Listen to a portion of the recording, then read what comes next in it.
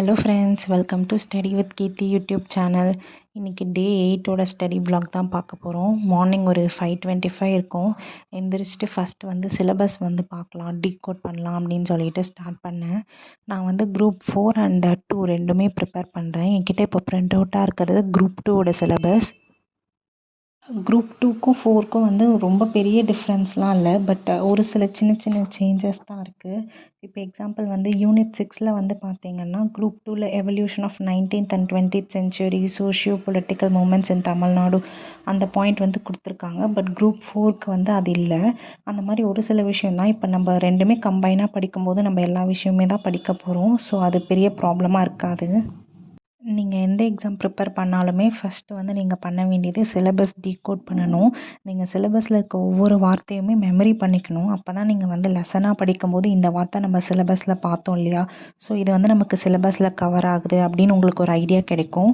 So TNPSC இல்லை வந்து UPSC எதுவாக இருந்தாலும் நீங்கள் ஃபஸ்ட்டு வந்து சிலபஸை டீகோட் பண்ணி அதை ரெடியாக வச்சுக்கோங்க.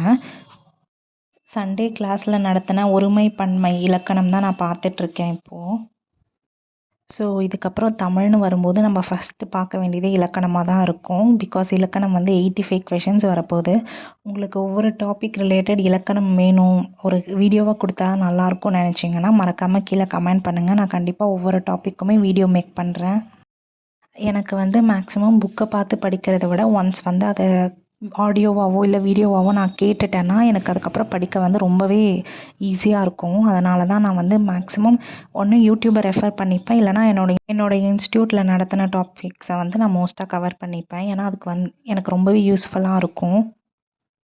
நமக்கு இப்போ சிலபஸில் கொடுத்துருக்கிறது வந்து கம்ப்ளீட் இலக்கணம்னு சொல்ல முடியாது. ஏன்னா நமக்கு அணி, யாப்பு இதெல்லாம் வந்து கொடுக்கவே இல்லை. அதனால் இப்போ நீங்கள் ஃப்யூச்சரில் ஒரு ஆஃபீஸராக போகிறீங்க, ஒரு லெட்டர் ஏதாச்சும் டைப் பண்ணுறீங்கன்னும் போது உங்களுக்கு அங்கே எந்த பிழையும் இருக்கக்கூடாது.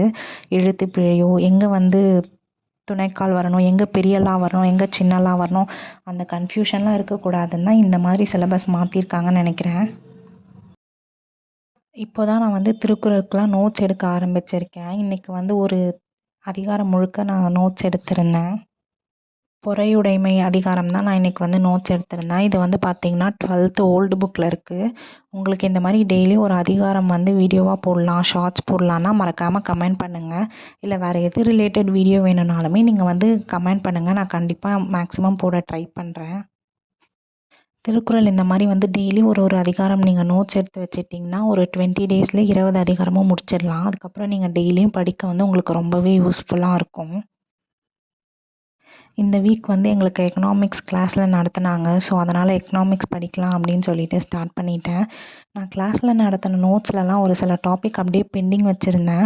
எனக்கு இந்த வீக் வந்து டெஸ்ட்டும் இல்லை. பிகாஸ் அவங்க தமிழ் சிலபஸ் அப்டேட் பண்ணிவிட்டு உங்களுக்கு டெஸ்ட்டு சொல்கிறோம் அப்படின்னு சொல்லியிருக்காங்க. அதனால் நான் நோட்ஸில் எந்தெந்த டாப்பிக்லாம் இன்னும் படிக்காமல் இல்லை ரிவைஸ் பண்ணாமல் பெண்டிங் வச்சுருக்கனோ அதெல்லாம் முடிச்சிடலாம் அப்படின்னு சொல்லிட்டு தான் நான் இந்த வீக் வந்து ஸ்டார்ட் பண்ணியிருக்கேன்.